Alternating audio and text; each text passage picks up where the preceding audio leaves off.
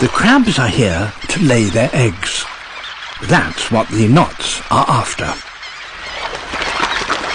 Most eggs are buried out of reach, but some are accidentally dug up by other crabs. Most of the West Atlantic red knot population join this feeding frenzy. To achieve this, each knot must eat as many as 400,000 eggs, a tall order given the skill and effort needed to swallow just one.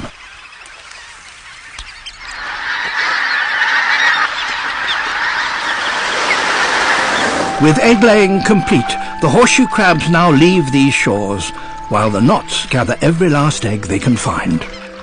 It's time for the birds to move on.